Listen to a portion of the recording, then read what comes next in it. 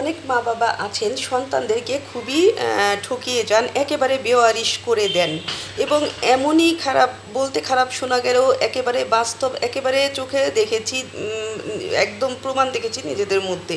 এজন্য মা বাবার যে এভাবে সন্তানদেরকে ঠকান এবং বেওয়ারিশ করে দেন, একেবারে বেওয়ারিশ, মানে এক সন্তানকে কিছুই দেন না আরগুলোকে সব দিয়ে দিচ্ছেন, সে একদম তার জান কলিজা।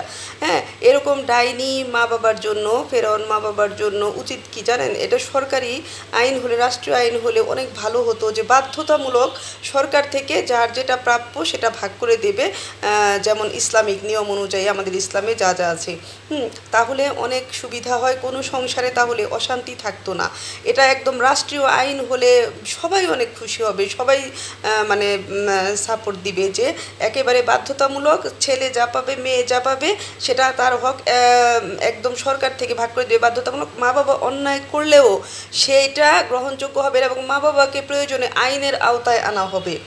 যে মা বাবা এরকম করে ঠকাবে সন্তানকে, আল্লাহ সবার মা বাবাকে ভালো রাখুন এবং সবাইকে ভালো সুবুদ্ধি দিন, যে যেন তারা নিজেদের সন্তানের মধ্যে বিভেদ সৃষ্টি না করে। হ্যাঁ, আসলে আমরা চাই যে প্রত্যেকটা পরিবারই সুখে থাক, ভালো থাক। রাষ্ট্রীয় আইন বাধ্যতামূলক হলে কোনো সংসারে আর অশান্তি হবে না, যে রাষ্ট্রীয়ভাবেই সন্তানদেরকে একেবারে ভাগ করে দেবে যে যেটা পায়। মা বাবা এখানে যদি 2 নম্বরই করে, তাদেরও আইনের আওতায় অবশ্যই আসতে হবে। এরকম আইন করলে অনেক খুশি হবে সবাই। এটাই করা উচিত, এটাই মানে একেবারে মানে শান্তি আসার একটা মানে এই মানে নিয়ম, এটাই শান্তি আসবে। এরকম অনেক দেখেছি। আসলে কি জানেন, সব মা বাবা এক নয়।